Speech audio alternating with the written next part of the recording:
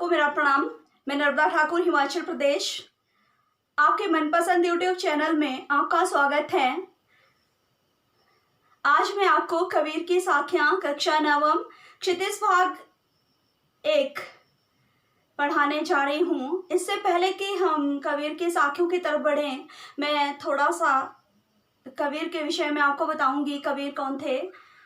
तो प्यारे बच्चों, कबीर का जो जन्म है वो विक्रमी संवत 1455 में और सन 1398 में उत्तर प्रदेश मगहर में हुआ और इनकी जो मृत्यु है वो 1551 विक्रमी संवत और सन 1494 ईस्वी में हुई। ठीक है प्यारे बच्चों, ये भक्तिकालीन कवियों के में से हैं, प्रमुख कवि हैं ये भक्ति काल को स्वर्ण युग भी कहा जाता है। तो प्यारे बच्चों, भक्ति काल में 2 शाखाएं थी, एक सगुण भक्ति और दूसरी निर्गुण भक्ति। फिर उनकी भी आगे 2 शाखाएं थी। सगुण भक्ति में प्रेमाश्रयी और दूसरी ज्ञानाश्रयी। वैसे ही निर्गुण भक्ति में भी एक कृष्ण भक्ति शाखा और दूसरी राम भक्ति शाखा। कृष्ण भक्ति में जैसे सूरदास हमारे रसखान जी हुए, और राम भक्ति की मैं बात करूं तो वो तुलसीदास जी हैं। ठीक है प्यारे बच्चों, वैसे ही निर्गुण भक्ति में जो हमारी ज्ञानाश्रय शाखा हैं वो कबीर जी उनसे संबंध रखते हैं, और जो प्रेमाश्रय है शाखा है हमारी, उसमें जितने भी सूफी कवि आते हैं वो हैं। तो प्यारे बच्चों, इनका जो लालन पालन है वो नीरू निम्मा जुलाहा दंपति के द्वारा हुआ। ऐसी मान्यता है कि इनका जो जन्म है एक विधवा ब्राह्मणी के घर हुआ था। लाज के मारे उन्होंने इन्हें लहर तारा नामक तालाब के किनारे छोड़ दिया था, जहाँ से नीरू निम्मा इनको ले गए थे उठाकर। और इनकी जो शादी है वो लोई से हुई थी, और 2 बच्चे भी थे इनके, कमाल और कमाली।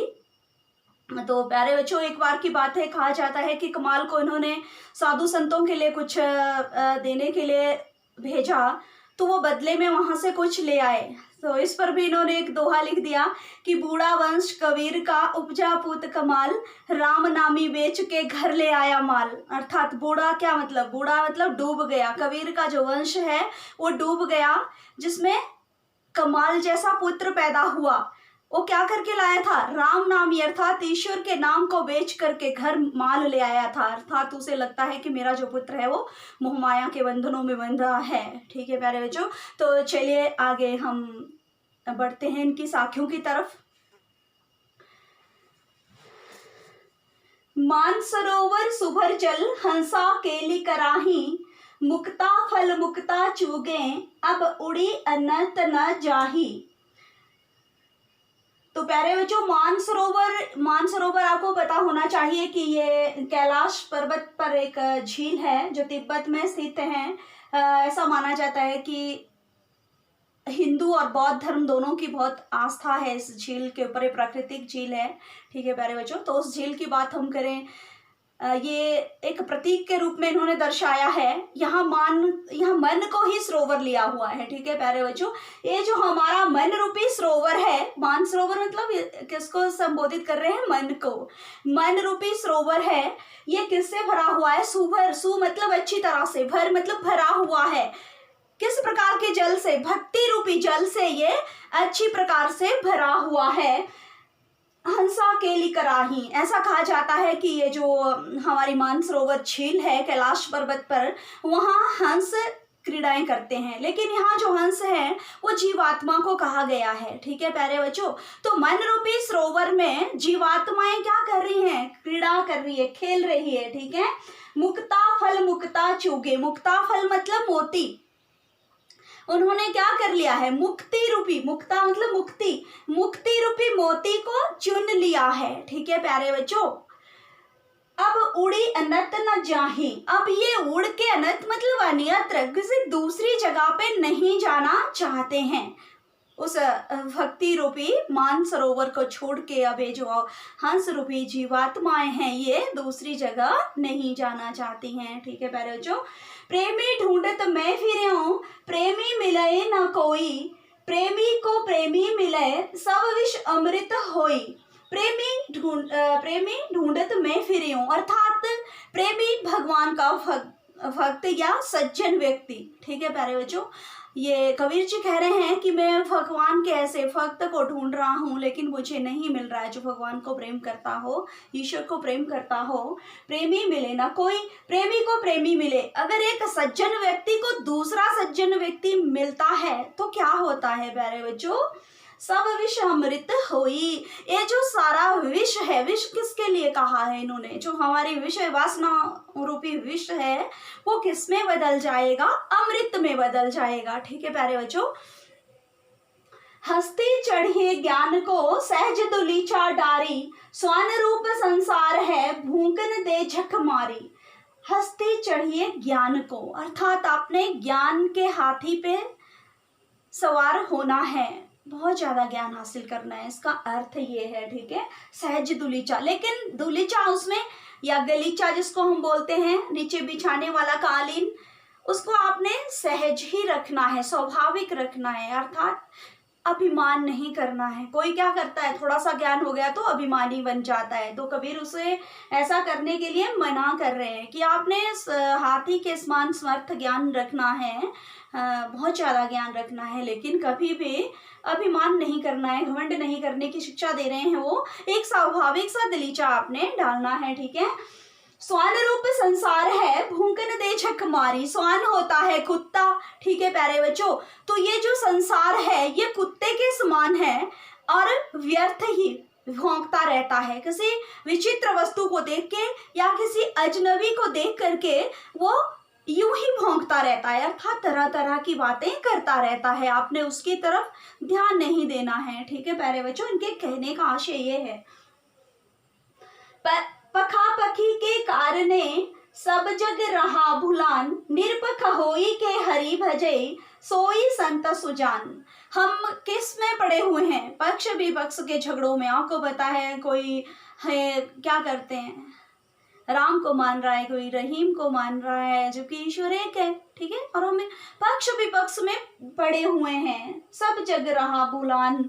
और पूरा जो संसार है, जग होता है संसार, किसको भुला रहा है, ईश्वर को भुला रहा है पक्ष विपक्ष में पढ़ के। ठीक है प्यारे बच्चों, निरपक्ष होई के हरि भजे सोई संत सुजान। जो निष्पक्ष होकर के भगवान का भजन करता है वही सज्जन व्यक्ति है, वही भगवान का असली भक्त है। ठीक है बच्चों, इनके कहने का आशय है, हिंदू मुआ राम कही मुसलमान खुदाई, कहे कबीरा सो जीवता जो दूहों के निकट ना जाई। हिंदू मुआ राम कही, अब हिंदू क्या कहते हैं, राम राम राम राम कहो। ठीक है प्यारे बच्चों, मुख में राम राम बगल में छुरी, ऐसा नहीं होना चाहिए। ठीक है, हर बंदे में मानवता, एक इंसानियत होनी चाहिए, भगवान भी तभी उनके नजदीक रहते हैं। ठीक है, तो हिंदू कह रहा है राम और मुसलमान क्या कह रहा है, खुदा खुदा की रट लगा रखी है।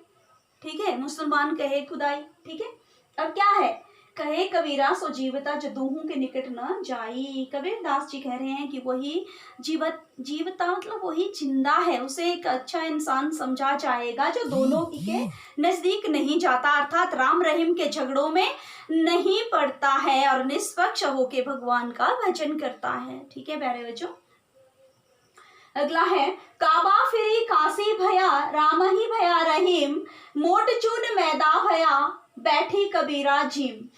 काबा हट फिर के क्या हो गया, काशी। ठीक है प्यारे बच्चों, और राम ही भया रहीम। राम कौन है, रहीम। राम और रहीम दोनों एक ही है। उनके कहने का मतलब ये है कि ईश्वर एक ही है, हम उसे अनेक रूपों में देखते हैं। ठीक है, जिस तरह से हमें शिक्षा मिलती है, अगर कोई हिंदू शिक्षा देता है तो राम के रूप में देखते हैं, अगर कोई मुसलमान शिक्षा देता है तो हम उसे खुदा के रूप में देखते हैं। ठीक है प्यारे बच्चों, अगर ईसाई देता है तो दूसरे रूप से देखते हैं, अगर सिख देता है तो हम उसे किसी और रूप से देखते हैं। ठीक है, गुरु ग्रंथ साहिब को मान्यता देते हैं, लेकिन है वो ईश्वर। ठीक है, उसका एक ही रूप है, हम मानते उसे अलग अलग रूपों में है। ठीक है, तो मोट चून मैदा भया बैठी कबीरा झीम। ठीक है प्यारे बच्चों, मोट चून, अब मोट चून होता है आटा, मोट मतलब मोटा, गेहूं पीस के क्या बन गया, आटा। ठीक है प्यारे बच्चों, और उस आटे को और बारीक कर दो तो बन गया मैदा। क्या बना, मैदा।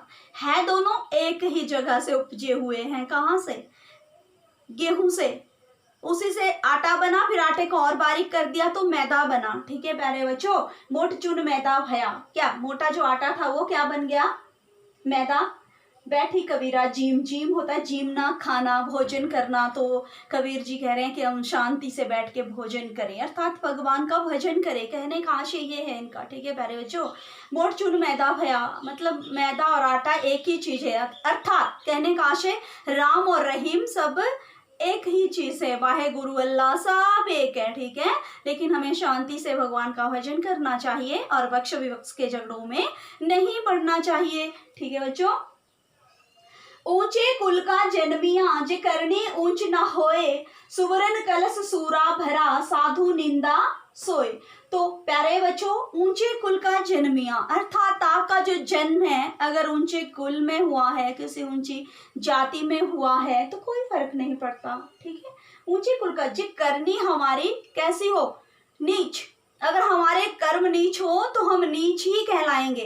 किसी ऊंचे कुल में जन्म लेने से कोई फायदा नहीं, अगर हमारे जो काम है वो नीच हैं तो हम नीच ही कहलाएंगे। ठीक उसी प्रकार, जिस प्रकार से क्या, सुवर्ण कलश सूरा भरा साधु निंदा सोए, मतलब सुवर्ण कलश अर्थात सोने का घड़ा है। सुवर्ण मतलब स्वर्ण का, कलश मतलब घड़ा या कलश जिसको हम कहते हैं, घड़ा सोने का है। ठीक है, घड़ा किसका है, सोने का, लेकिन उसमें क्या भरा है, मदिरा भरी पड़ी है, शराब भरी पड़ी है। तो सज्जन लोग उसकी निंदा ही करेंगे, स्तुति नहीं करेंगे। ठीक है प्यारे बच्चों, प्रशंसा नहीं करेंगे। क्या कहने का आशय क्या है कि अगर ऊंचे कुल में जन्म ले लिया और कर्म आपके नीच हैं तो आप घटिया ही कहलाओगे। सोने के घड़े में शराब भर देने से वो ऊंचा नहीं हो जाएगा। ठीक है, भले ही घड़ा सोने का है लेकिन अगर अंदर शराब भरी पड़ी है, मदिरा भरी है, तो सज्जन जो व्यक्ति है उसकी निंदा ही करेंगे। कोई ये नहीं कहेगा कि देखो कितना अच्छा बच्चा है, ऊंचे कुल का है ना। अगर कर्म नीच हो, अगर काम बढ़िया हो तो कोई कुल नहीं देखता, तो कहता है कितना अच्छा लड़का या लड़की है, देखो आ रहा है, शाबाश उसके माता पिता को। तो कबीर के कहने का यही आशय है, बेटा कुल से पहचान नहीं होती है, पहचान हमारे कर्मों से होती है, काम से होती है। ठीक है प्यारे बच्चों, तो ये था आज का हमारा टॉपिक साखियाँ। तो आप जब भी मैं ये पढ़ा रही होती हूँ तो आपने किताब खोलनी है, सामने रखनी है। ठीक है, और इसी के साथ आपने मेरे चैनल को सब्सक्राइब और शेयर करना नहीं भूलना है ताकि आप अगली वीडियो देख सकें। तो प्यारे बच्चों, मुझे दीजिए इजाज़त। धन्यवाद। जय हिंद, जय भारत।